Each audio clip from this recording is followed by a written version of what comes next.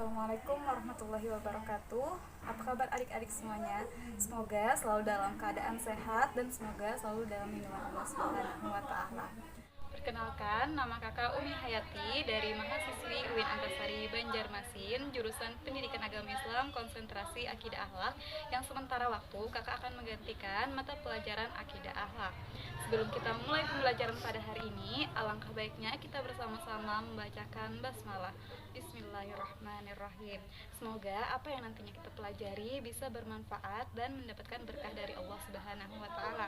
Adapun hari ini kita akan mempelajari materi tentang sejarah diturunkannya Al-Qur'an. Adapun tujuan pembelajaran pada hari ini yaitu kalian dapat menjelaskan sejarah diturunkannya Al-Qur'an, yaitu periodisasi turunnya Al-Qur'an dan sejarah pembukuan Al-Qur'an.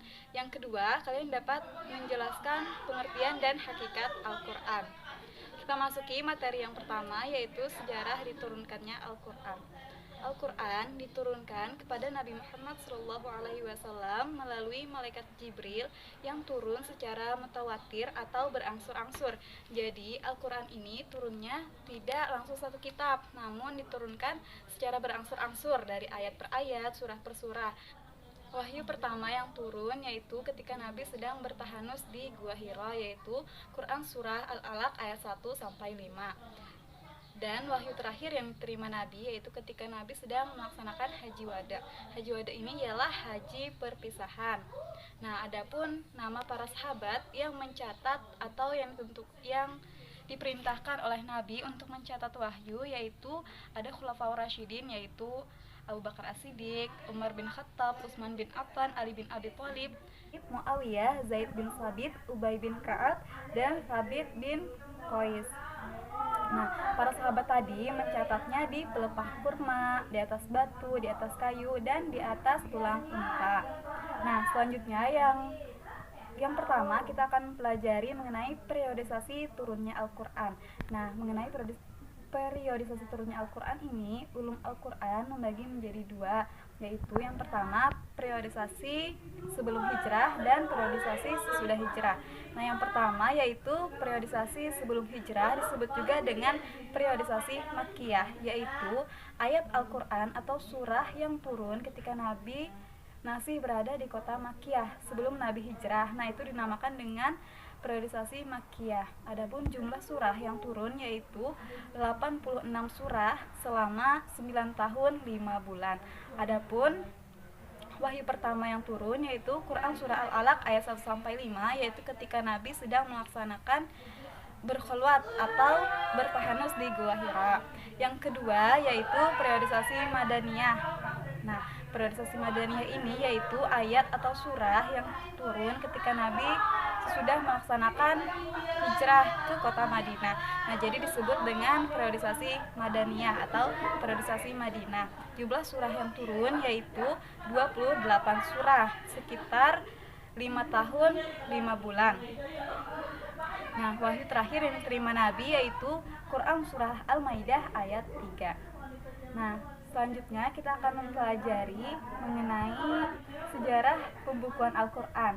Nah, sejarah pembukuan atau disebut juga dengan pengkodifikasian Al-Qur'an ini terbagi menjadi dua tahap, yaitu yang pertama tahap sebelum Nabi wafat.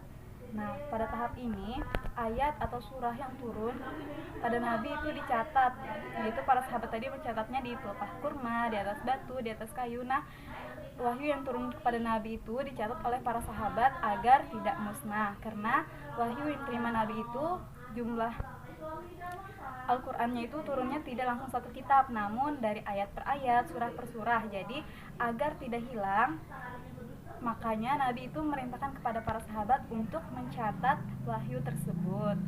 Nah, yang kedua yaitu sesudah Nabi wafat.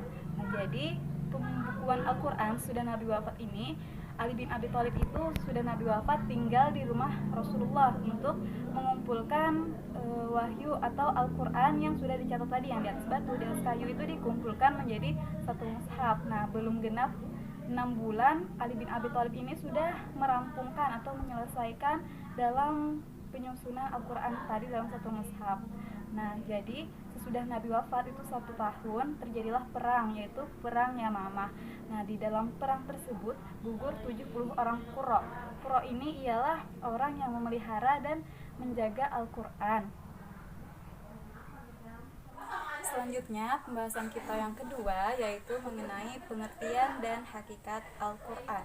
Al-Quran secara bahasa berasal dari bahasa Arab, yaitu qara'a yaqra'u Qur'anan, yang berarti bacaan atau yang dibaca. Sedangkan secara istilah, Al-Quran ialah kalam Allah Subhanahu wa Ta'ala yang diwahyukan kepada Nabi Muhammad SAW melalui malaikat Jibril. Nah, Al-Quran ini seseorang yang membacanya itu akan bernilai ibadah. Al-Quran memiliki banyak nama, diantaranya itu yang pertama yaitu Alkitab, yang berarti bacaan atau kitab. Yang kedua yaitu An-Nur, yang berarti cahaya.